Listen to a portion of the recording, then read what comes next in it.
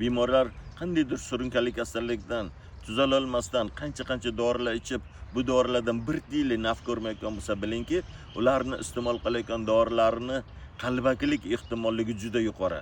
Agar bemor asl zo'r doridan iste'mol qilganda, u allaqachon tuzalib, mazza qilib yashab ketgan bo'lardi. Men nevropatolog, klinik psixolog Ahmadjon Hasanovman.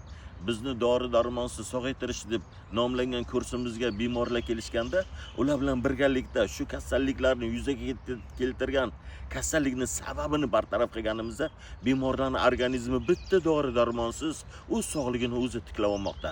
Agar shunday bitta dori-darmonsiz sog'aygan odamlarni ko'rmoqchi bo'lsangiz, mana bu yerda Smartrit degan tugmacha bor.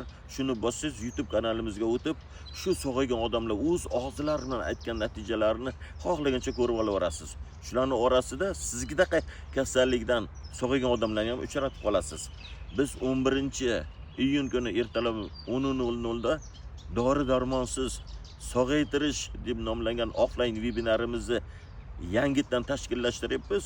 Shu kursimizni birinchi bepul kuniga keling, 2 soat mobaynida sizgidaqa bemorlarni qanday sog'aytirayotganimiz to'g'risida batafsil tushuntirib beraman. Shu vebinarimiz to'g'risida qo'shimcha ma'lumot olmoqchi bo'lsangiz, mana bu telefon raqamga tortinmasdan qo'ng'iroq qilib, xohlagancha ma'lumot olavering.